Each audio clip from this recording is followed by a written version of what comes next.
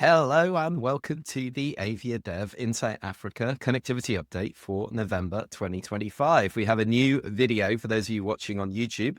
Love some feedback from my guests today before I do the intro. Enjoy it. You haven't seen it before? Short and sweet. I think that is brilliant. Absolutely. And I think Behramjee's title I think that sums him up perfectly. And yeah, you're all going to have to go to YouTube to see that. If you're listening to the podcast, go onto YouTube and watch the intro. Yeah, we're back. It's the November edition of the Connectivity Update. We are the podcast offering a deep dive into the stories behind the route developments and all the other news affecting to, from, and within the sub-Saharan African continent. I'm your host, John Howell. I'm the CEO and founder of AviaDev Africa. For our intros this month, it is inspired by a book recommendation from our newest AviaDev advisory board member and the former CEO of LAM Mozambique Airlines. That is João George, who Sean and Behramjee know very well. He suggested that I have a read of Nut, a classic book, which I'm holding up here.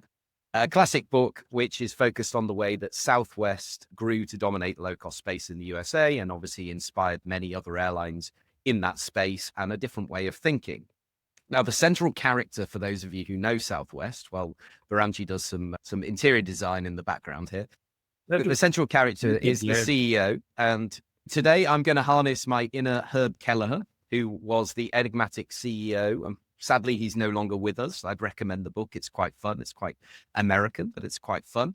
And his legacy remains. You might also see some headwear that is quite American in its style, although I have to iterate, it does say, make airlines great again, nothing else. But this is courtesy of Mr. Mendis. So here we go with the intros. You all know that Herb Kelleher used to say, we're in the customer service business. We just happen to fly airplanes. And that's the very spirit guiding today's flight, because our two guests don't just understand aviation, they understand people, purpose, and progress. First up, Sean Mendis, a man who's seen more runways than most pilots and can calculate a load factor faster than you can say on-time departure. Sean spent years shaping African aviation from the inside out, from running airlines to advising the next generation of leaders on their strategy. He's the kind of guy who turns complexity into clarity and does it with the calm of a captain at cruising altitude. Then joining Sean is Behramjee Ghadially, the route whisperer himself. Quite like that, route whisperer. Behramjee's the person you call when you're trying to connect the dots between Casablanca and Cape Town or Cairo and Kigali. He's mastered the art of transforming route planning into revenue and data into destiny. And if you ever wonder how airlines decide where to fly next, Behramjee can tell you the where, the how, and the what they were thinking, all before you've finished your morning coffee. Together, these two bring the perfect mix of intellect, humor, and hard-earned experience, the kind of people Herb himself would have loved to have had in his crew, because as he once said, the business of business is people, yesterday, today, and forever. And it's great to have you all with us as listeners. So yeah, did we like the intro? Do you ever meet Herb Kelleher? I've never met Herb Kelleher, but I'm actually a big fan of one of his, I won't say co-founder, because he's never acknowledged the co-founder, but Lamar Muse. And I was a humongous fan of Lamar Muse, and I even have an autographed copy of Lamar's autobiography. So I actually think Lamar deserves a lot more credit for Southwest than Herb does, that Herb obviously stuck with Southwest over the years and really built it up. But the startup of Southwest, Lamar should get a lot more credit than he does. Yeah, I think the charisma of the man is what carries it through. He was very newsworthy and got the spotlight, right? And very smart at doing the marketing things. As an intra-Texan airline into the second or third largest airline in the United States today, that was pure Herb. But in terms of the grittiness, in terms of getting it off the ground and everything else, I think because Lamar and Herb later fell out, I think there is lack of respect given to Lamar Muse and what he was able to achieve. So I'm a huge Lamar Muse fan, and even though he's also no longer with us, if there are other Lamar Muse fans out there, join the gang. Yeah, absolutely. What about you, Behramjee? You have been involved with Southwest? Are they one of the airlines you haven't worked for? No, but I've flown Southwest a lot over the last 3 years. Few things I would like to say in addition to what Sean said. I think the two greatest qualities that Herb brought to Southwest was its internal people culture. That was absolutely superb. I don't know if Sean has watched this very famous show in 2003 and 2004. It was a reality show called Airline, and it was done on Southwest Airlines at Baltimore, Chicago Midway, Los Angeles, and Dallas, Love Field airports. So that show really showcased how people-friendly and customer-focused Southwest are. But also another thing which Herb brought to the table as well was discipline. The one fleet type focused on standardization and very simple processes. And one thing personally which I really liked seeing that show was that managers and directors were wearing golf shorts whilst on duty. And the reason for that, which one of the managers explained, was that the executive management encouraged that because it allowed them to run faster, walk faster from one part of the airport terminal to the other part. Because if they were wearing formal clothes, it will be much more longer for them to walk with formal shoes and long pants. So they encouraged their airport management staff to wear golf attire. So I really appreciated that. Yeah, it's in the book, a lot of this stuff. Branding, a uniform branding contest at Lacoste. I know where you're applying next. Or Uniqlo on a Friday, isn't it, Behramjee? You wear Uniqlo on a Friday, although we're not. Well, Friday he's wearing Lacoste. Yeah, but we're not yet. Yes. If Lacoste would like to provide Behramjee and all of us with some polo shirts for branding purposes, you know where we are. Okay, just write to the show. I have 16 different Lacoste colors. Of course you do. 16. It's precisely all in slightly different hues. It's amazing. We learn Only white I something don't. new every month. Okay, that's going to read. Just Christmas presents. Exactly that. Exactly that. We should probably get on with the podcast, guys, and probably get on with the news. But yeah, thank you for sharing your anecdotes there. So let's start down in the south with the South African Airways. So we saw the pictures of the new double daily flight to Gaborone, which we've covered, obviously. That launched on Tuesday. And this time last week, actually, I was on the podcast with Teboho Simane, the CCO. Would love your reflections on what was said. This is the embarrassing moment when I found out you didn't watch or listen. And also your comments on the potential new routes that he mentioned, because I think we covered most of the globe. And also this fleet redevelopment and refleeting RFP that is due to come out. We haven't seen it yet, I don't believe. I don't think I'll be getting it immediately because I don't think I can provide him with the aircraft he needs. But I'm sure that will be big news when it comes out. Sean, kick us off. What did you think to what was said? What was particularly interesting? Go for it. Not only did I actually listen to the podcast, but I also had a very long discussion with TT directly about some of the stuff he mentioned in the podcast. I think that's very much up to date in terms of what that was. And if you haven't quite listened to that podcast yet, this is your opportunity that after you finish listening to our podcast, you can go back and scroll up and then click on John's interview with TT. I think it's interesting. There's obviously the big news back then was the launch of the Botswana flights. And we covered that when they first announced that. We had a lot of information in terms of what they were targeting with their flights and so forth, which once again, TT pretty much confirmed what we had discussed a few months ago on the show. The interesting things he mentioned was, I think there were three routes in particular which jumped out at me. One is no surprise, which is India. We know that, I mean, if SAA had gotten their wide bodies in time this year, they would already be flying India, most likely. I mean, we discussed this at AviaDev when he was on my panel discussion, where basically said that their focus is largely south-south at this point of time, because that is where the growth in South African markets is really booming from. So I think India was definitely one of those. A second route he mentioned was London. And again, it's a no-brainer, although what was interesting was his little caveat where he said that if it was up to him, it would be Cape Town, London. But the reality is that it's probably going to be Johannesburg, London. And I think this is somewhere that internally within SAA, there's definitely a split, just like the Brazil flights, which partly fly from Cape Town and partly fly from Johannesburg. They're still trying to figure out whether their long-haul network is going to be a feeder to their regional network. Because regional is very clearly focused on Johannesburg. So that is the hub for the regional network. But is the long-haul network going to be fed to and from Johannesburg, or is it going to be looking more at point-to-point like the Cape Town-London route? So I think that'll be a very interesting thing to look at in terms of where they eventually go. They've got one set of slots left at London Heathrow. They originally had three. They sold one years ago. They sold one earlier this year, and they now have just one pair of slots left. So they just to do it to be a morning arrival, evening departure, which can work for either Cape Town or Johannesburg. I think the challenge with Johannesburg is that there are payload restrictions on their A330-300 to do that route nonstop without any payload restrictions. There's a mild payload restriction there. So maybe Cape Town might win out. I think it's an interesting thing mentioned. And finally, the third interesting route that he mentioned was, since to channel my inner inspire of this hat, was China. And I had a rather lengthy discussion with TT on this. And the question was, China, does that mean Beijing, which is somewhere that South African Airways has served before? Or does it mean Gwangju, which is actually where the actual growth and traffic is from South Africa? And his response, and I will quote him on this, so I hope he doesn't mind me quoting him. So when I asked, is it going to be Beijing, was, hell no, not on my watch. And I think that's about as strong a denial that Beijing is in their plans, but rather it is going to be Gwangju. And that does make sense. And again, I'm going to plug something over here. Nelly Fuertes, who is a listener of our show and a regular visitor at AviaDev's, she did a very interesting article a couple of months ago on changes. Plus de change, plus c'est la même si. A lot that changes, a lot that remains the same in the China-Africa market.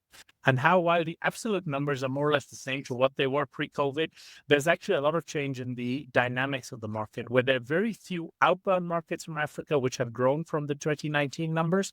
And that while the numbers are the same, a lot of that traffic has shifted towards Chinese carriers and inbound traffic from China into Africa, driven a lot by construction, Chinese projects in Africa and so forth, primarily in North Africa. But one of the few markets outbound from Africa which has grown is South Africa. And I think that is somewhere, especially to Gwangju and to Guangdong in the southern regions, where South African Airways potentially has an opportunity. And if you looked at the way their long haul has grown to this point in version 2, they've targeted Brazil. They've targeted Australia. Both of those are markets which were, I wouldn't necessarily say underserved, but where there was opportunity for a carrier to come in. And I think South Africa to China nonstop might be an option. Now, the catch with that, of course, is the 3300s can't do this nonstop. So I know they're going to be waiting for another aircraft type, which brings us to the RFP that they're discussing in terms of which aircraft they want, or it's going to be by an intermediate stop. And from my discussions with TT, as well as what he said on the podcast, it's probably going to be an intermediate stop. I asked him where that stop would be, and he says, I have to keep you in suspense for now. So either they haven't decided or he just doesn't want to tell me. One way or the other, I think we'd probably see if the 330s come in the next year, there will be service to China and India. I think London is probably going to be on the back burner for a bit longer because London, no matter what they do, is going to be a seasonal money loser for them. That basically covers what they're at with routes. I'm going to throw it at Behramjee because I know he's got a million ideas about what they can do with fleet. So Behramjee, tell me about what you think SA should do with fleet. 1 second, Sean. I was just seeing something which was surprising me regarding what TT told you. Let me start with the fleet. Firstly, good morning, everybody. With regards to South African Airways, to be honest with you, John, I only saw the London part. I did not see the whole interview. Obviously, I paid attention to what Sean was saying. But with regards to the fleet, to the long-term fleet, if everything is normal at South African Airways, the ideal aircraft for them in terms of flexibility, capacity, range is the A350-900. They don't need anything bigger than that. They used to operate that aircraft before. You did not watch the podcast where TT explained why the 350-900 was problematic for them. Do you? No, but when I met him in Cape Town at the Embraer conference, John was in that panel. He was in the audience. When I mentioned about South Africa and the A350, he nodded his head and gave me a thumbs up. I said that was the aircraft for the future for South African Airways in terms of long-haul expansion. So I guess I did not listen to the entire podcast. The basic comment he made was that when they ran the 350-900 in the past, it had payload limitations and struggled to do New York non-stop for payload. So that was his comment during the podcast in terms of, and it's something we know in the past. They got those 350s back then because the 340-600 was just, wow. That was just guzzling so much fuel, it was ridiculous. So the 350 came in, but 350-900's payload performance was also not meeting their requirements. So he hinted that there may be other versions of 350 that they may be interested in, which obviously implies 350,000, which the capacity. But yeah, an interesting comment nonetheless from him. So I don't think the 350-900 is going to be top of their Christmas wish list. No, but regarding the 350, if they do it via the successful Accra Scissors hub, that would have been much better and more safer also, because you can then connect Cape Town and Johannesburg one stop via Accra to both New York and Washington. So that would be a more prudent approach. The North American market, both from West Africa and South Africa, has changed significantly since 2019. You've now got a significant increase in capacity from the US carriers directly to South Africa. Both Delta and United are flying a lot of flights and a lot of capacity into South Africa. And both Delta and United are flying enhanced capacity relative to 2019 into both Accra and Lagos as well, plus Dakar, plus. So the reality is the opportunity of making a sizzle hub work, even with a partner and feed, is a lot less than it was 6 years ago. I think you might see something, a one-stop to Canada. That's something else that TT hinted at, that Canada may be on their list in due course.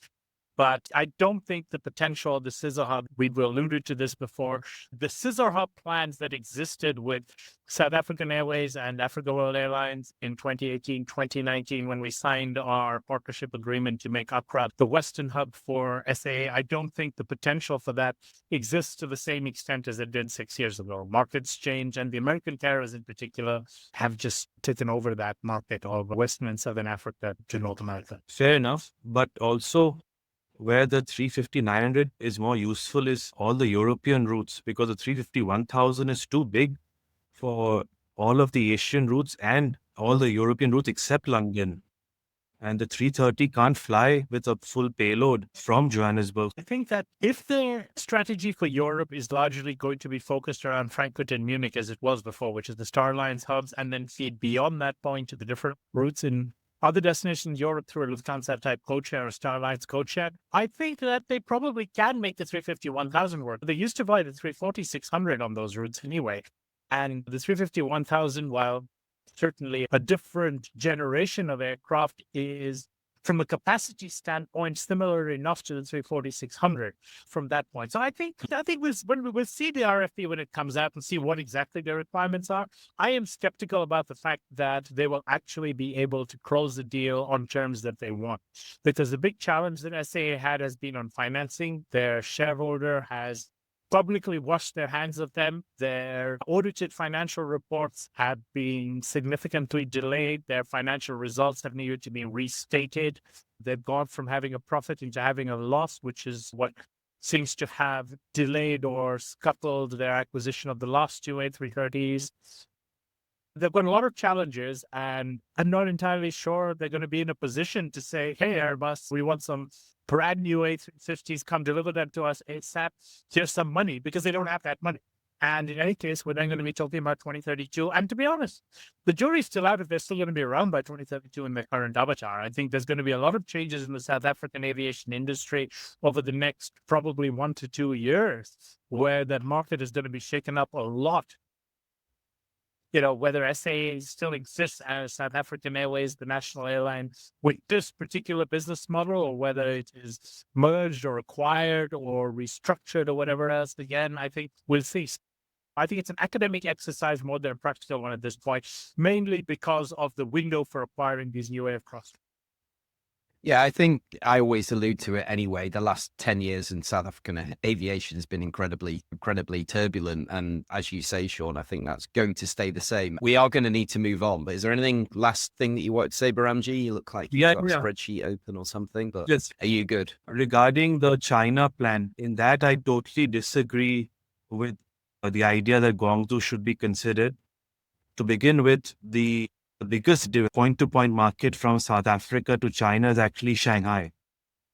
The demand is nearly double of Guangzhou to begin with, and the yield is also 25% more than Guangzhou. Last year, 30,000 passengers flew between Johannesburg and Shanghai with a 25% higher yield versus 17,000 for Guangzhou. Now, for Beijing, which is actually the highest yielding market from Johannesburg, 23,000 passengers flew, and the yield was 40% higher than even Shanghai because of the more business class and diplomatic traffic.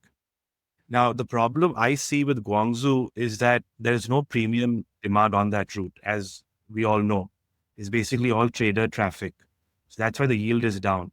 But also on Guangzhou, you have Kenya Airways, Ethiopian, Air Tanzania, all flying there. On Beijing and Shanghai, you only have Ethiopian Airlines flying from the continent. So it's basically you're competing with one carrier. On Guangzhou, you're competing with 3 carriers.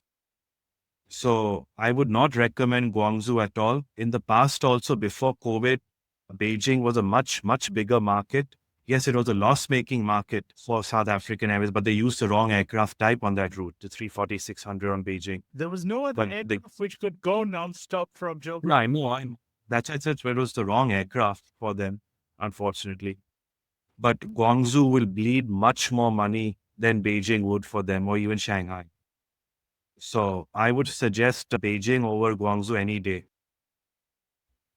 I think that's an interesting point, but I also think that we're overlooking the fact that Guangzhou, even though it may be low yield right now, it will be a proxy for Hong Kong traffic as well, because we've seen that as the ground links and the transit links between Guangzhou and Hong Kong have improved, where you don't necessarily need to enter China, and China has brought in visa-free transits and so forth.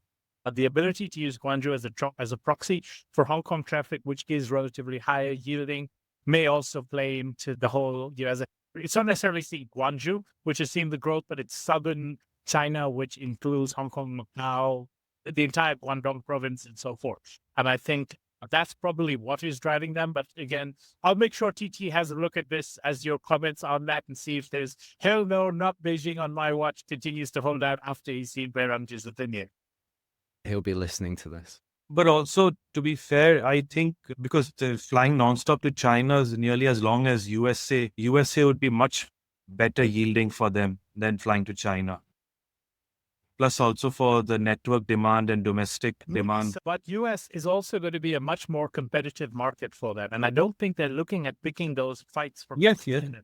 I think the two things which, as I mentioned, they're looking at less competitive markets. And again, in China, the market from China to South Africa is fragmented. There's a lot of small big players, but there's no single dominant 50-60% market shareholder, unlike the US markets where Delta and United between them are currently dominating it. But also importantly, remember, South African Airways, even though it is nominally independent, is still a state-owned airline. And South Africa has made a very strong commitment to the BRICS movement, where they're flying Brazil, they want to fly India, they want to fly China. That makes a lot more sense, especially also given the current dislike for South Africa and a lot of other places in Africa. It's the poor Nigerians bearing the brunt this week. I'm intrigued, Sean. Every time you say China, do you say it like that now? Like in normal, every day? You always say it like that? It was very well pronounced. I just got to say, I think we know, your Halloween costume next year, although we missed that by a week. Last thing, come on. The 350-900 also has the ULR version, which Singapore Airlines operates. I don't know, South African Airways has technically evaluated that version type for USA nonstop. If I'm not So mistaken, that's that one something. involves taking out some cargo and putting in additional tanks. So I really don't think that's going to be part of SAA's model, because I don't know we're exactly. doing this with ultra high yield, but US to South Africa traffic, especially now with that much competition from United as well as Delta, SA is going to be fighting for the bottom end of the market. And this is US origin traffic primarily into South Africa rather than the other way around. And I cannot see how that would make sense for them in a low density ULR configuration. I think if they're looking at a fleet, they're going to look at a fleet that makes sense. You may not get the best aircraft for any particular route, but you get an aircraft that can be practically utilized across multiple routes. And that's what they've done in the past. And it's not always been the wisest choices, but that has been the wise principles leading to the wrong choices sometimes. I was just going to say before you come back, Behramjee, just that I think it's a really important point. We try and keep politics out of this podcast, but the BRICS movement is huge. And obviously, the opposite is happening in the US. The South African president was pretty much embarrassed in the White House earlier this year. And there's all these other things that are going on. So the diplomatic relations are definitely shifting there anyway. So I'm sure this does have an impact. Boeing wide bodies, though. It depends on what you read. So there was an article where it did sound like it was just going to be Airbus, but that's not a great negotiating tactic to say what your choices before Especially you if start there's a trade RFP, imbalance. So we'll see. We can order from Comac in China. Hey, I hear that Comac's going to be at the Dubai Air Show, so who knows? We'll see what happens. Let's move on. Okay. Yeah. Okay, this one's relatively short, I think, because it's pretty straightforward. Whilst I was in Lusaka, another new route was announced. So the Proflight Zambia CEO, Tony Irwin, announced that the airline is going to start Maun flights in the north of Botswana from May 2026. This is 3 times a week via Livingstone. I think it's pretty straightforward. It's going to be a seasonal operation May to October, and it's going to be predominantly tourist traffic. Again, I interviewed Kira, the head of business development there at Proflight and a advisory board member for AviaDev, because she was saying that these routes, and actually all three of their international routes, have come as a result of meetings at AviaDev. So it was a nice little shout out for us. I don't expect that you listen to Behramjee, so I'll go to Sean first, and then you can reflect on what Sean says. Once again, not only Yes. its entirety, I also had a very lengthy discussion with Kira about the various stuff she'd said. And certainly, I think there's two interesting things which came out of there, and one in particular because of the contrast. And as you said, obviously, she spoke very highly of AviaDev at the conference and how meetings at that conference led into the launch of the routes to both Windhoek and to Maun. But also, she contrasted the Windhoek route with the Maun route. And I think that's interesting to just see how Proflight is actually going to operate these. Because while both of these are going to be Lusaka, Livingstone, Windhoek, and Lusaka, Livingstone, Maun, the reality is they are selling tickets on Windhoek to Livingstone. But the bulk of that flight is what they expect to operate from Windhoek through to Lusaka. While on Maun, they're going to actually be selling the domestic leg as well. So effectively, from a passenger standpoint, if you're flying from Windhoek to Lusaka, you will clear your immigration in Lusaka. But if you're flying from Maun to Lusaka, you'll do your immigration in Maun. And new passengers will join the domestic leg from Maun to Lusaka. And she explained why. I think she explained somewhat on the podcast, but I ran into this a little bit more, where she basically said that the numbers of Windhoek to Lusaka are strong, and it's primarily a business route, especially also with Discover pulling out of Victoria Falls to the Windhoek route. She thinks that there is a potential for the Livingstone to Windhoek to pick up some of that traffic, but less in terms of the need to top that up with domestic traffic as well. While Maun, on the other hand, is a more risky route. It is a very tourism-driven route. It is a seasonal route. And consequently, even though it is more of a hassle for passengers, they think that there is enough of a market case to have this direct flight, even if you've got to get off the plane, do the immigration, Livingstone, get back on the plane. So I think that was a very interesting thing in terms of how she contrasted the two, as one being a business route and how they made the choice to serve that business route by a stay on the plane, clear immigration in Lusaka kind of thing, versus Maun, which is a tourist route where, because of the seasonality and the other fluctuations, you've got to get off the plane in Livingstone, clear immigration over there. But that gives them the ability to now top up the plane with Livingstone to Lusaka domestic traffic. Yeah, great insight. Anything you want to add, Behramjee, to this? Yes, I'm surprised. I didn't know Discover were given Fifth Freedom traffic rights on that intra-Africa route, because it's very rare They that had you it to can Krug carry as out well. to fly from Freedom.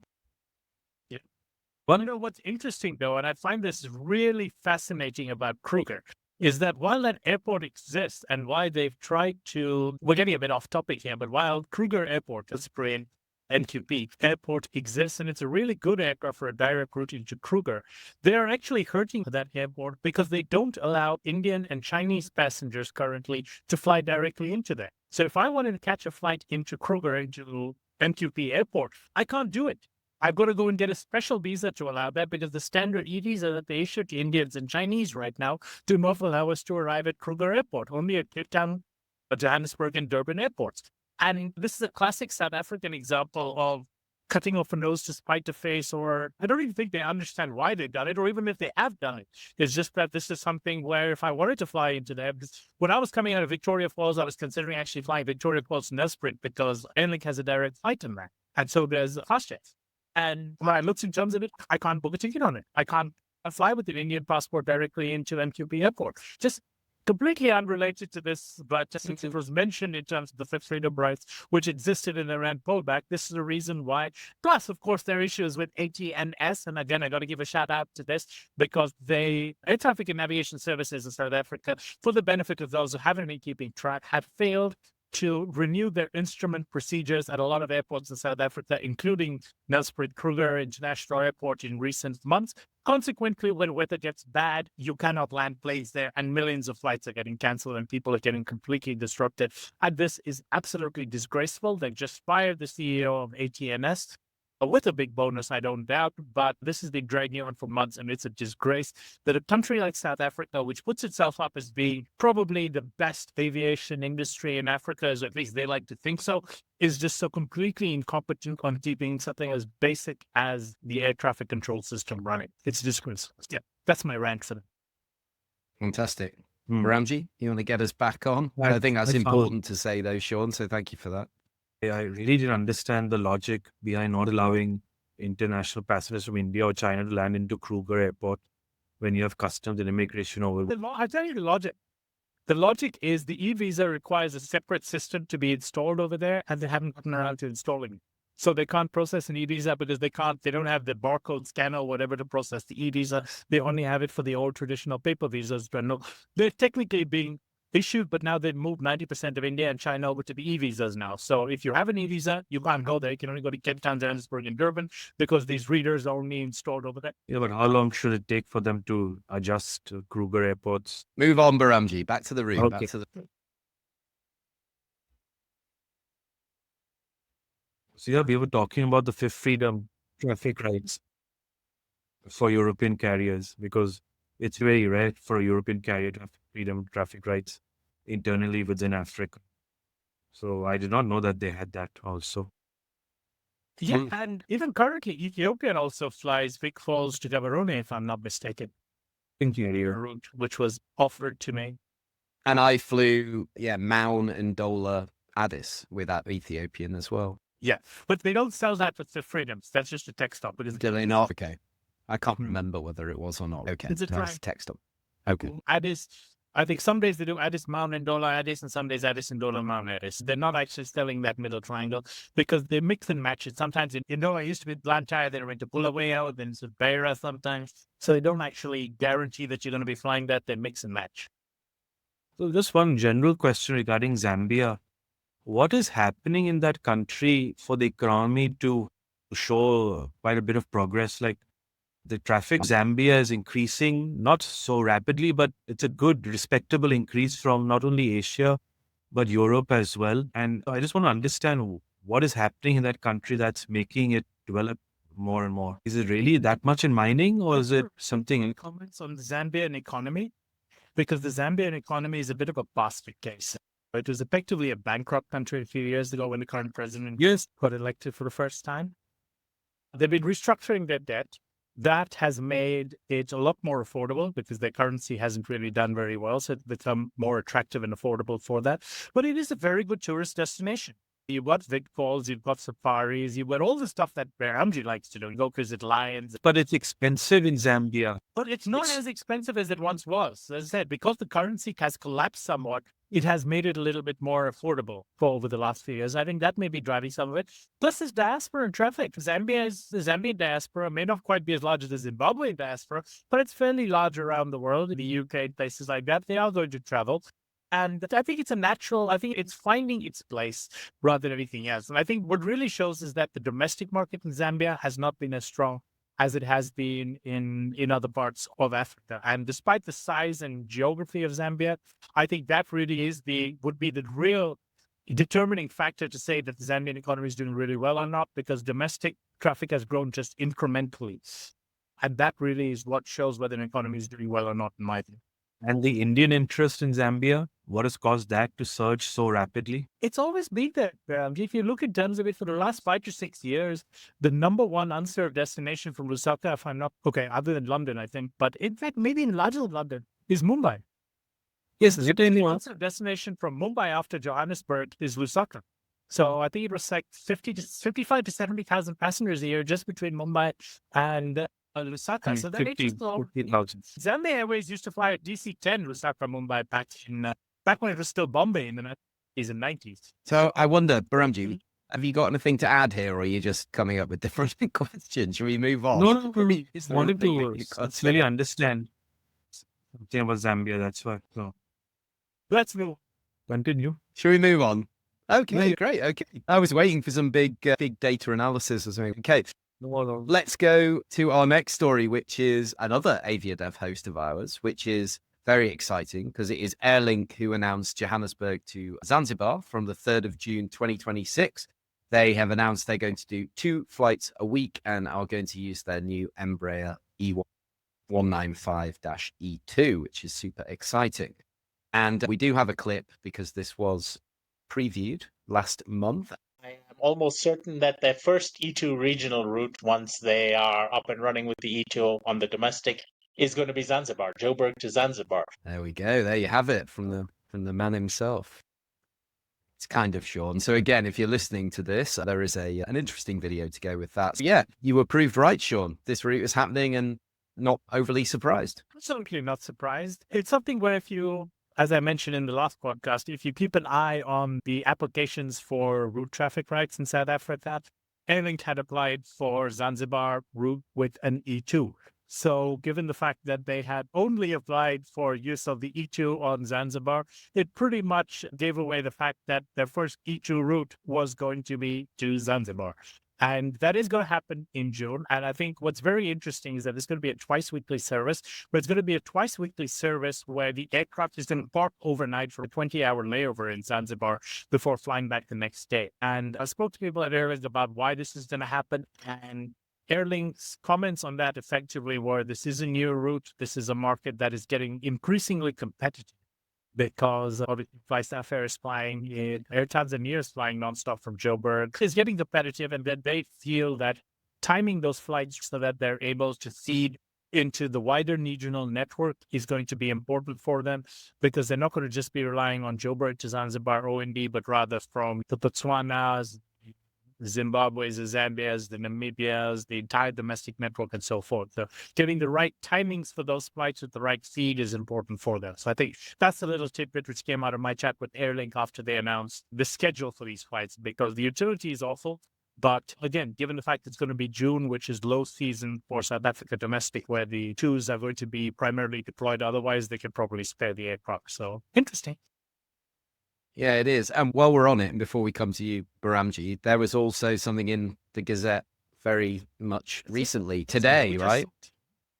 We just saw that today about half an hour before we started recording. So he said, let's see what we can throw in there. But Airlink has also filed now, as of today, for rights between Cape Town and Zanzibar, which will be interesting, again, with the E2. As well as, and this one, we're going to need a little bit of time to digest and figure out how things are going to go, where they've also filed for traffic rights between Lanseria Airport, which for those who don't know is the secondary airport in Johannesburg towards the northern part of town, in the northern suburbs, where they want to fly from Lanseria to various points in Zimbabwe, notably to Harare and Bulawayo to begin with. And I think both of those are interesting, but I think the Cape Town to Zanzibar is particularly relevant at this point of time, because if they're starting the Johannesburg and they've got 20 hours of downtime on that plane, I wonder what you could do in that time. Perhaps you could send that plane to Cape Town and back as a way of improving that utility. But pure speculation at this time. I haven't had a chance to discuss with my sources at Airlink yet as to whether this is what they're planning to do. They have applied for the traffic rights, so at some point of time, if they're awarded them, I'd expect to see potentially that route start. And I don't see why it won't, because as Behramjee loves to tell us, the waters in the Indian Ocean are a lot warmer than the waters at Cape Town. So people from Cape Town like to go to places like Mauritius and Zanzibar instead. Really? I didn't know that, Sean. That's the first time I've ever heard that. So thanks for letting me.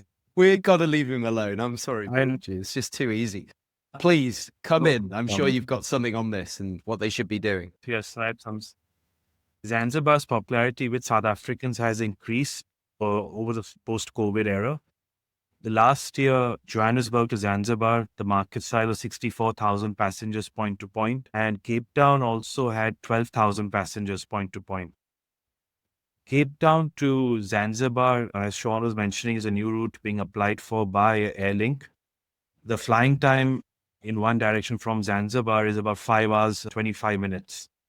So that is nearly on the border of the E2 flying range. So starting the route twice a week is very low risk, because primarily it's not only there for point-to-point traffic, but also for domestic South Africa connections and some regional.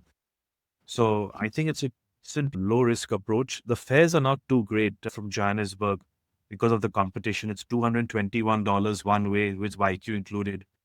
But from Cape Town, it's a bit higher. Let me just tell you that from Cape Town, So on the flight. Yeah, Cape Town is $315 one way, and also less competition. So that's why the fares are a bit higher. Note.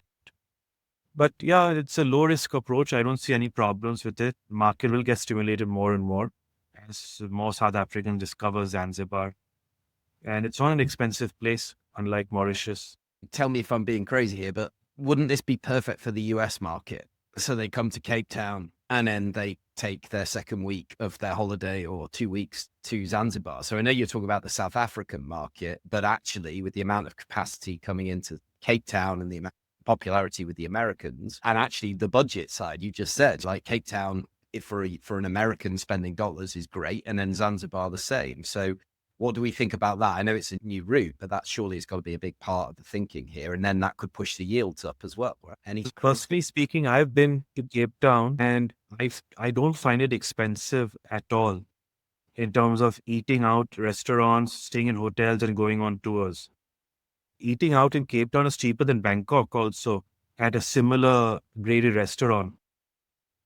And They have good pizza there. They have good pizza there with pineapple. no, Johannesburg has better. Yeah, let's not get into that. Okay. But the Yeah, American market then, Behramjee? Problem with Johannesburg, with the Zanzibar, Cape Town, doing open jaws the distance. Like usually what people do, especially Europeans, they combine Mombasa with Zanzibar or Kilimanjaro with Zanzibar because then they can do beach holiday and safari holiday. Cape Town, Zanzibar is a bit too long of a stretch. So I would not count on many people doing that open jaw itinerary. And plus, the US market has not yet been educated on Zanzibar as much as the European market has. The current situation in Tanzania as such is that I don't see the publicity surrounding the current situation in Tanzania is negative enough, especially in Western markets, which don't otherwise get Tanzania coverage. So I don't expect to see the anticipated growth that may have been forecast until about 2 weeks ago actually come to be. I think that independent tourists in particular are going to Google what's happening in Tanzania, what's happening in Zanzibar, see horror images and videos, and then not have the context to process them and potentially be turned off by going there. So I think certainly it'll be a different story for the African source markets like South Africa. I don't think they're going to be particularly turned off by that. But I do see that as potentially being a hurdle in terms of opening up a US market into Zanzibar, especially over the next 12 months or so, where this is still currently in use. Yeah. My final point on that would be an American tourist, they do Cape Town, then they do either Kruger or they do some sort of safari, and then they go on. So we know that happens. There are obviously people want to do Cape Town and safari or Cape Town and beach, whatever it may be. So who knows? The rich American does South Africa with Botswana. In the rich And then American. from Botswana, maybe there's a route from there to Zanzibar. Go and take them to the beach. There's no beach in Botswana. Which is why they want to have the connections and have the flight timings as such to create the connecting network at Johannesburg. There we go. We've solved it. We've solved it. Amazing.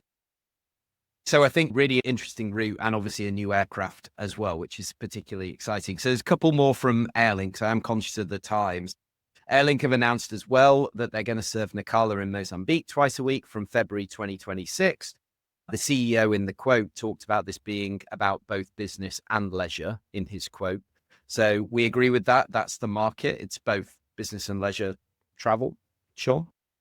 Honestly, I wasn't even aware that Nacala was really a leisure destination. Over here, we know Nacala primarily, so the Nacala corridor, which is where a big chunk of Malawi's imports come through the port and come along the Nacala corridor through Nampula and all the way to Malawi. So I see it as primarily a port destination. But subsequently, I've seen that there are really some very nice beach resorts and stuff there as well. Twice a week on an Embraer 135, 140 is as low risk as it gets in the world, let alone in Airlink's risk-averse network planning. So this is, if it works, if it doesn't work, still no big deal. We're talking peanuts in terms of what the risk is. Yeah, good to that. You've got to build up their network. I think this is the 7th network point in Mozambique. They are really dominant. They're flying to Maputo, they're flying to Beirut, they're flying to Cote, they're flying to Nampula, they're flying now to Nacala. I'm losing track of where else they fly, but I think 7 points now in Mozambique. And that's almost as many as Lab flies to. And in fact, maybe even more than what Lab flies to. Yeah. Behramjee, what role do you think the warm waters of the Indian Ocean played in this particular route development? Zero. See, you're right there. I don't think zero, because we just said there's, and if you look at the pictures up there, it's absolutely gorgeous, the coastline there, and the waters are warm. We're not joking. But you think this is business? Mozambique, unfortunately, they've got some internal security issues with some Islamic terrorists. The northern point. No, that's Yeah. about Delgado in the northern province. But that's affected their reputation as a country, unfortunately. Mozambique tourism from Europe and the Western world has collapsed. But Mozambique's largest source tourism market has been South Africa. And I don't think that has been really hurt that bad.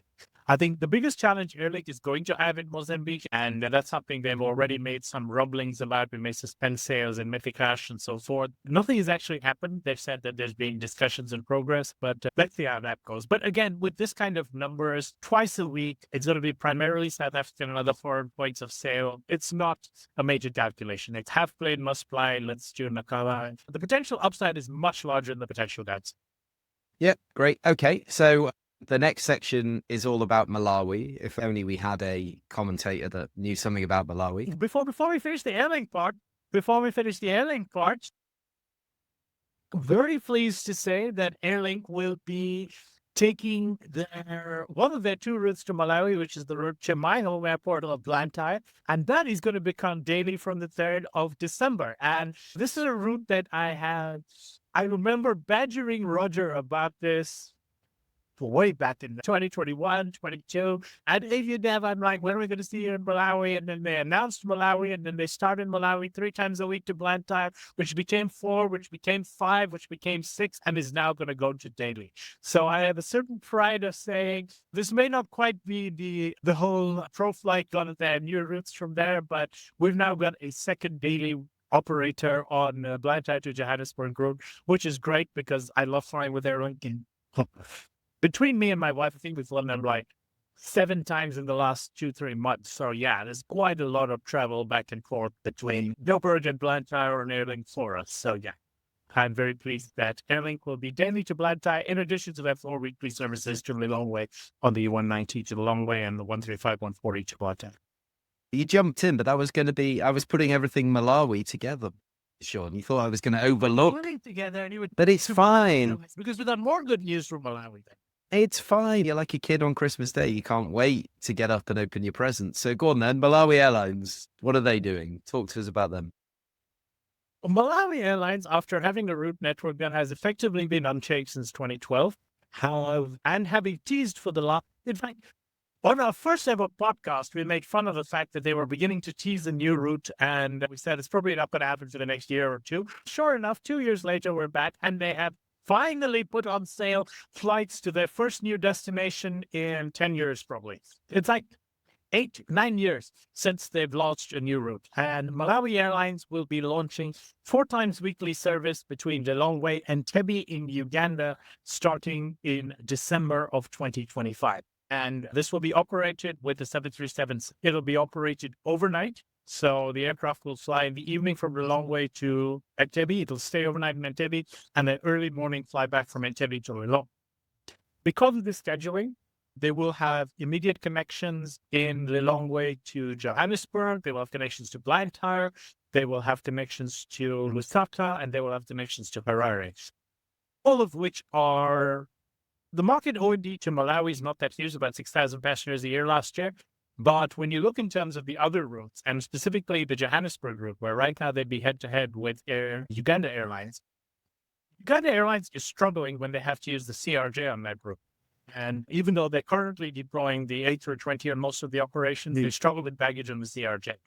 Malawi Airlines has made its name for offering a very generous 2-piece baggage allowance from South Africa heading to Malawi and to points onward. They get traffic to Dar es Salaam connecting through Malawi. That way they get traffic to Nairobi connecting because of this high baggage allowance, which makes it popular with low-yield traders. I expect to see that being the primary target of their Uganda route as well, that it's going to be Uganda to South Africa connecting traffic, Uganda to Harare and Lusaka, in addition, obviously, to the limited O&D between Uganda and Malawi. Uganda was the largest African destination that did not have direct service from Malawi so far in terms of the numbers. So it is the logical next step. Will it work or not? Nothing ventured, nothing gained. They've just gotten their third aircraft. So their second 737, they went an 800, which is the Johannesburg route. The 700 was available overnight in Lilongwe. Half plane will fly. Why not Entebbe? It's the next largest airport to do it. So yeah, that's what I expect to see with that.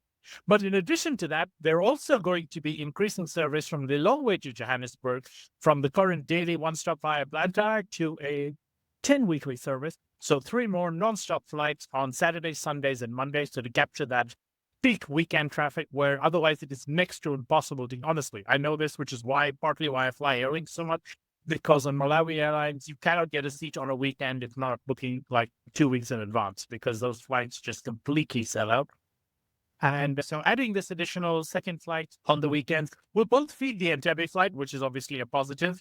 So give direct connections, one stop via Lilongwe to that. It'll feed the Nairobi flights. It's got a bunch of potential feeders, but also to capture that O&D.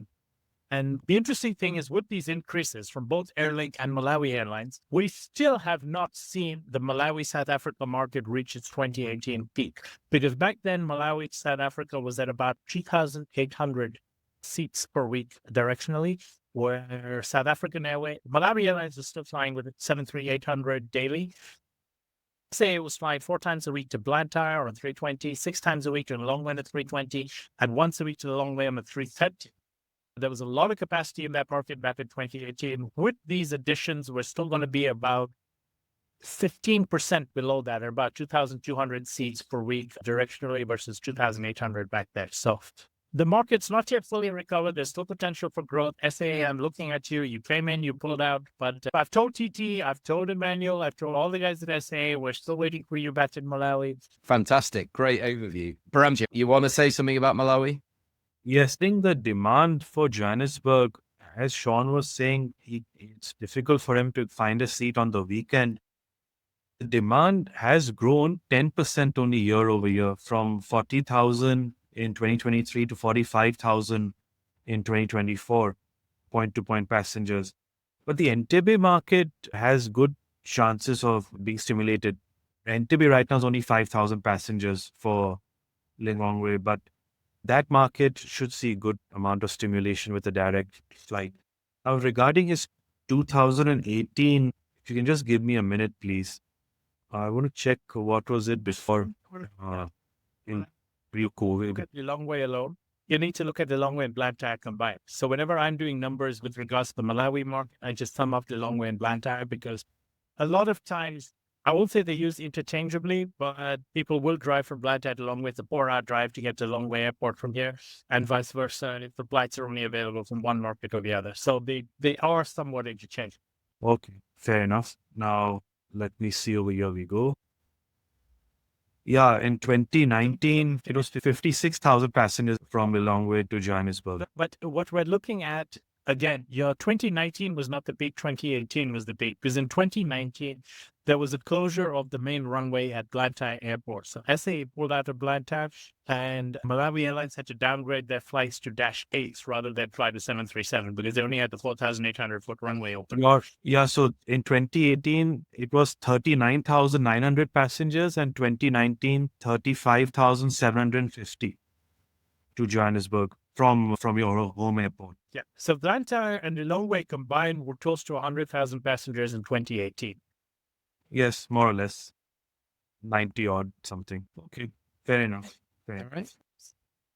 Can we carry on? Continue. All right. Let me come to you, Behramjee. Let's talk about Air Cote d'Ivoire, because, of course, West Africa is very much in your neighborhood. And they have announced Beirut in Lebanon 3 times a week from the 4th of January 2026 using this new A330-900 Neo. Not a surprise, and something about why and what's creating this demand and why we thought this would be a route, or why it was, because it was discussed in their kind of press release when they took delivery of the aircraft. That is available on our September edition of this podcast, which is episode 347. You can listen back, you can watch on YouTube. But we went into the why of Beirut and why Lebanon, but we didn't go into the numbers. So how do you see this one going? Better than Paris? To be honest with you, the initial reports and statistics that we have managed to gain on their Paris flight have been very poor. The only defense that can be attributed is that Abidjan had general elections recently. So there was some fear of point-to-point traffic, which is understandable. But then they were connecting their entire network to Paris very conveniently. And that still did not stimulate decent loads, not even 50% loads. The main problem with Paris for Air Cote d'Ivoire was the 8 o'clock in the morning departure timing from Paris. Now, my fear is if they are struggling to make Paris work, even with 50% load, Beirut is 6 times smaller market size. And though it is less competitive, it's not a walk in the park for them, no way. The demand from Abidjan to Beirut declined from 76,000 in 2023 to 60,000 in 2024. The average market fare is $420 one way, which is lower than Paris also. You have Middle East Airlines, which is very popular with the local Lebanese community in Abidjan. There are about 300,000 Lebanese in Abidjan. They fly 3 times a week via Accra using an A330. They offer 2-piece baggage allowance, though the in-flight product is not as good as Air Cote was for obvious reasons. But it gets the job done for them, come what may. Air Cote d'Ivoire schedule into Lebanon, basically, that's the only positive thing that's so far been revealed. It connects their entire network nicely in both directions. Though the arrival into Beirut is after midnight at 12:30 in the evening, and the departure time is at 2:30 in the morning, which is more or less the same as Middle East Airlines. So not too much difference there. They will be relying a lot on their network feed for this Beirut flight. Much more than Paris. Much more than Paris. The biggest markets that would be feeding their route would be Lagos, 36,000, Kinshasa, 26,000, Accra, 18. But from Lagos and Accra, Middle East Airlines will still kill them on that route, as well as Egypt Air. So they will just get whatever the leftovers are. When those airlines are full or a bit too pricey, they will get that leftover traffic. Where they can get a lot of traffic from, where there is no Egypt Air, is Kinshasa and Libreville. Like Kinshasa is 26,000, as I mentioned, Libreville 17,000. Then there is Lome and Douala, which are 12,000 each respectively. But Douala, you have Egypt Air also over there. Then there's Abuja 10,000 and Dakar 7,000 each respectively.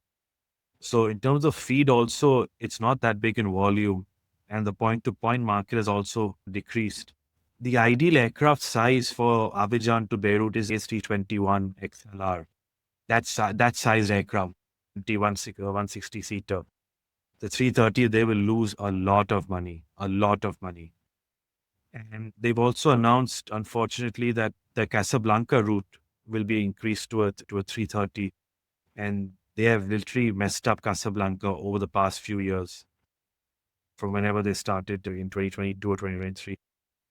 So I see the same problem happening with Beirut. We've seen how they messed up Johannesburg over the last 2 years.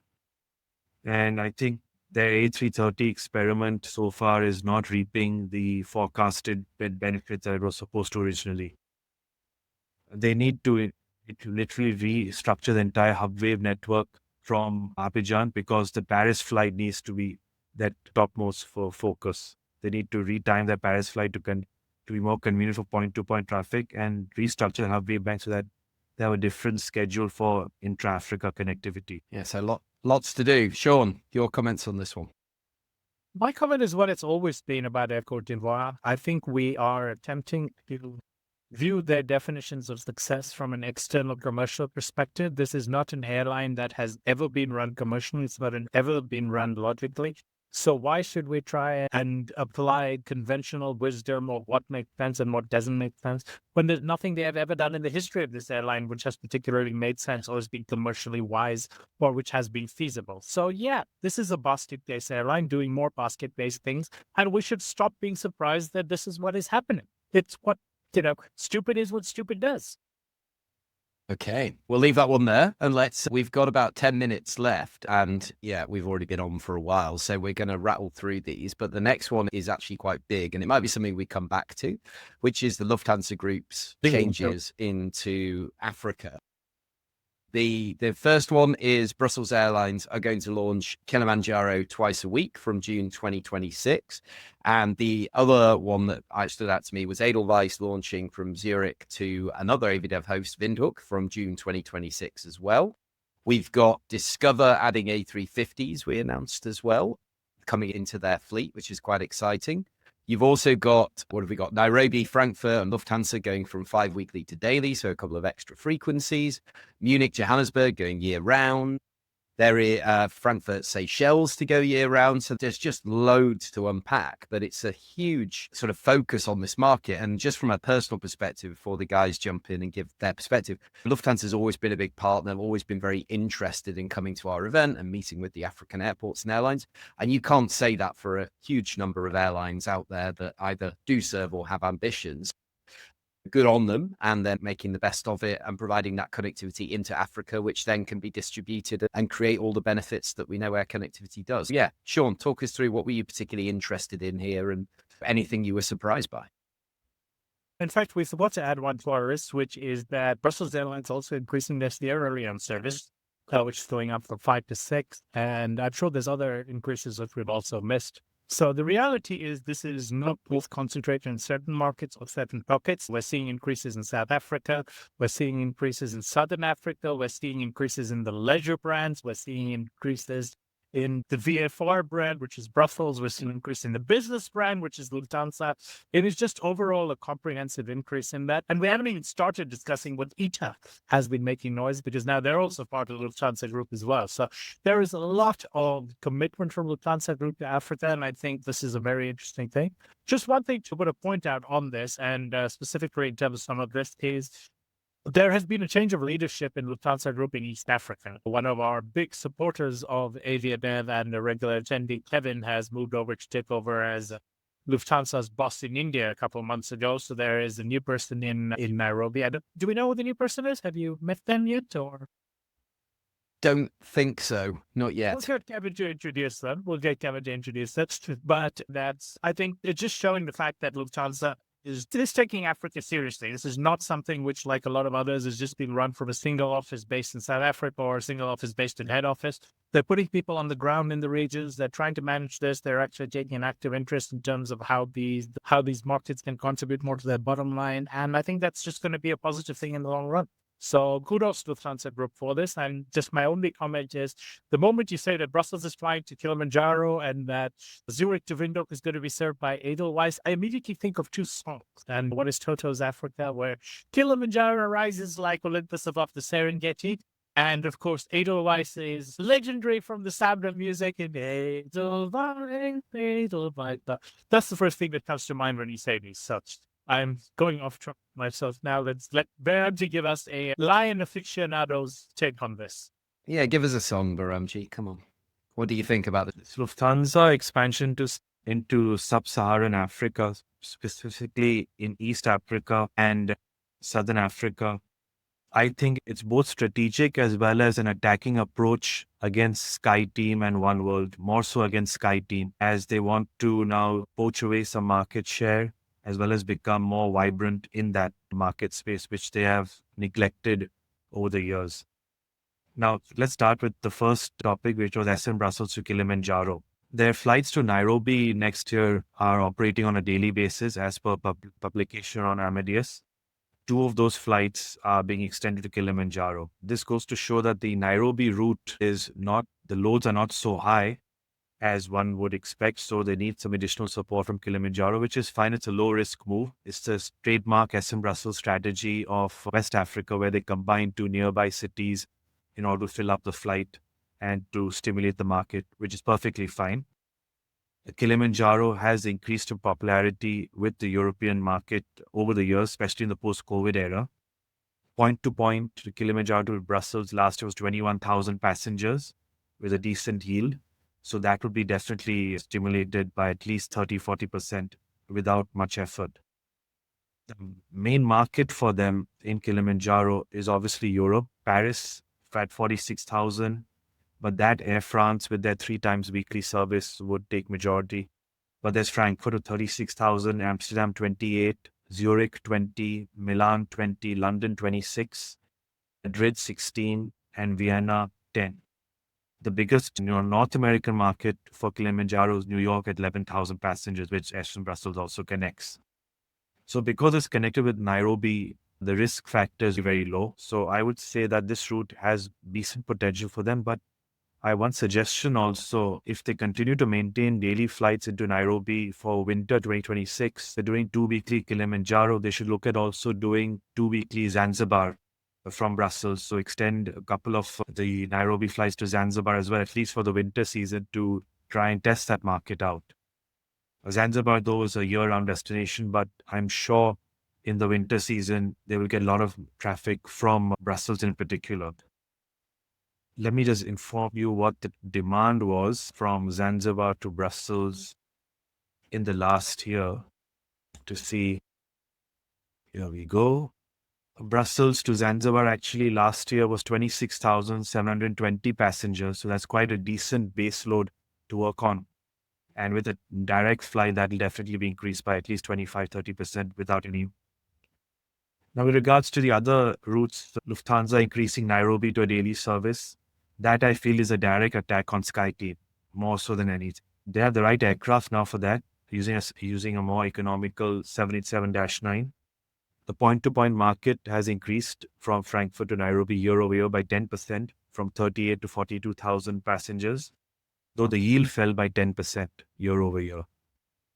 But having been to Nairobi 3 times in the last year, I can attest I see a lot of Germans over there.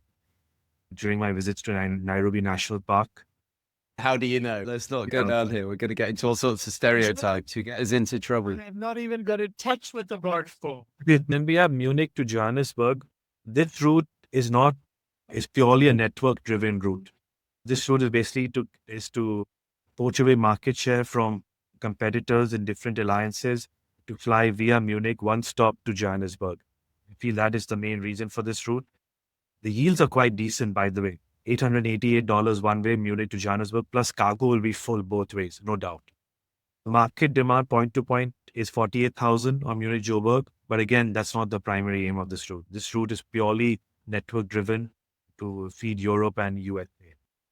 Just to add to that, they're currently flying their largest possible aircraft, the 747-8, on Frankfurt to Johannesburg. So quite simply, the option is a different frequencies from Frankfurt or Munich or year out. Frankfurt and Munich are effectively equivalent hubs for them. So as far as increasing connectivity, the logical step is to just make them really flight year round rather than add a set in Frankfurt. So that's basically what has driven that, as Behramjee said. It's not about the O&D. The O&D is incidental. It's about network. Yeah. Now, what interested me most amongst all these announcements was Swiss flying to Windhoek.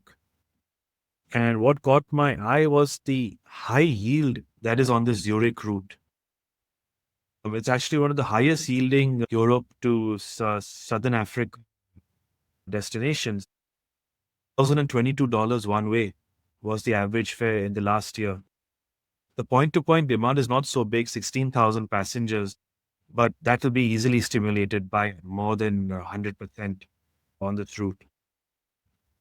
Seeing the yield on this route gives me a lot of hope that what they can do, because even though it's Edelweiss flying, bring the yield down is what they're going to do. Yeah, so what we had, Behramjee, what we had in Windhoek in 2024 at AviaDev's, we had Bernd Bauer with us. He's the CEO of both Discover and Edelweiss. It was his first visit into Namibia, and obviously he had conversations then. But yeah, the Swiss outbound market is huge. Especially in the Massive. winter season. It's high yielding, right? Just in the GP. Destinations can you go to where people actually speak? Great point.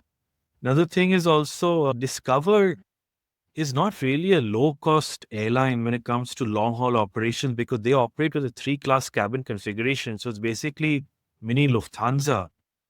Like, they don't have any high-density configured aircraft. And these A350s... You don't need to when your average yield is that bloody high. No, I'm just saying the market perception and the messaging that is coming out from Lufthansa that Discover is our low cost, I would say leisure long haul. I wouldn't say low cost. I don't think they ever said low Cost and Swiss, let's put it that way. But that isn't a particular part for me.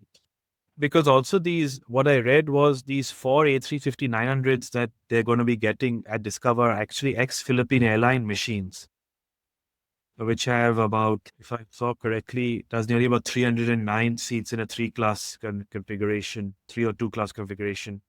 So it's not really a high-density product whatsoever. No, I've flown Discover many times, and the front is full of tourists, high-yielding tourists. And the last point was Frankfurt to Seychelles. Now, this is something that was surprising to me because this was actually a very low yielding route.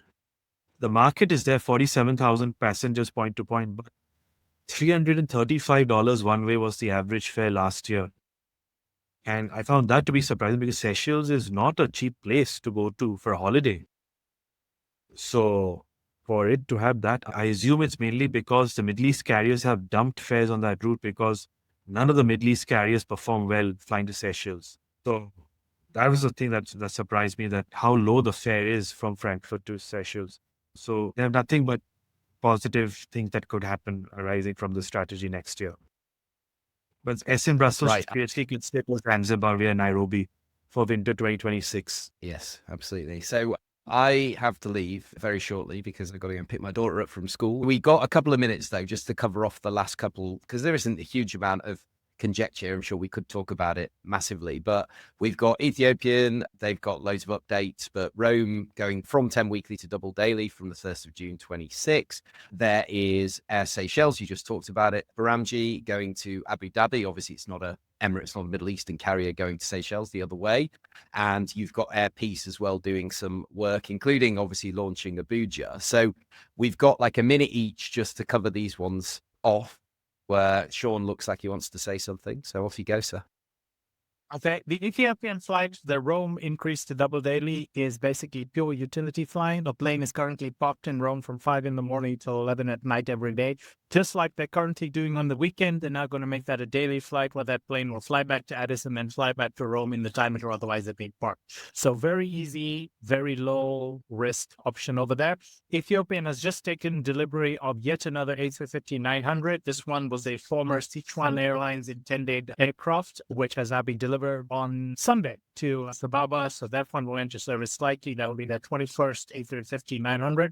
And it's going to be an interesting setup for ET in that respect.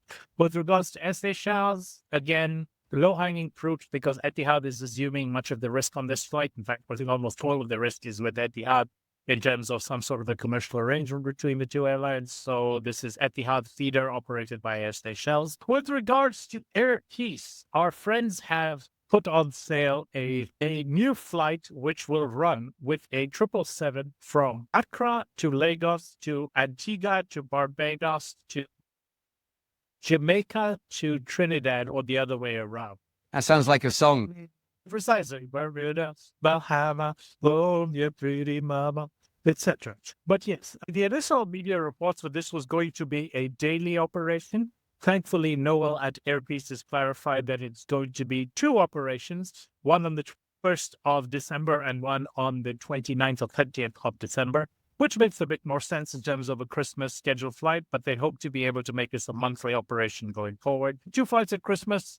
I'll give them a tip shot. Maybe there'll be a little bit of a market. Maybe they can develop this market. In general, all of those markets combined are not enough to fill 2 flights in a year based upon the current traffic levels. So this is not something that there's an existing market crying out to be served. It is a market that they're going to have to create, but they're taking a low-risk approach to destroying it. Once again, half plane will fly. Ethiopian Rome, as Sean says, mainly high utility for flying. 6% of their Rome traffic is point-to-point only. 94% is connecting via Addis Ababa. They flew 209,000 passengers last year. Their biggest markets were Mombasa, Zanzibar, Lagos, Kilimanjaro, and Madagascar in that order. However, flying double daily wide bodies to Rome is not profitable at all for Ethiopian. That much I can tell you. Now, regards to Air Seychelles to Abu Dhabi, all the seats, 90% of the capacity is bought by Etihad. So it's basically all the risk is assumed by Etihad and not by Air Seychelles. Air Seychelles is just gaining financially from that. With regards to airpiece to the Caribbean, I have nothing to say on that. We'll see how it goes. I wish them well. Yes, because I've also been approached many times in Air Senegal with a lot of Caribbean tourism authorities that we want to connect the Caribbean to our ancestral roots to Africa. There's demand. We have done this. If you've sat in an African airline, you hear the lunatics coming out of the woodwork 7 times a year on average. That's fine. Alan Onyema has invested in Liat, which is the national airline of Antigua. So obviously he has ties there. He knows the market. He can potentially create a feed. I think this has more of a chance of success than anybody else, but we're not talking about a 2% chance of success versus a 1% chance of success. It's not a particularly high bar, but it's a better chance than anybody's had before. Good luck to them. Take a chance and fail and just sit at home and do nothing about it and just complain. And I think Noel said we like to grumble about everything. I'm not going to say this is a bad idea. I'm going to say it's a high risk idea. Maybe it'll work out. Oh. There you go. There you go. A bit of optimism to close off. So thanks again, guys. And of course, to our listeners out there, Again. that is our aim, is to make airlines great again. So to everybody out there, if you did enjoy the conversation, do subscribe, do share the episode with somebody in your network you think would benefit from having a listen, and join us next month. And then we will have our coveted awards before the end of the year as well. So we're working on that. If there are any topics specifically you want us to deep dive into, etc., we will. But of course, we'll be here to cover the main headlines. And we're going to play you out once again with our new titles.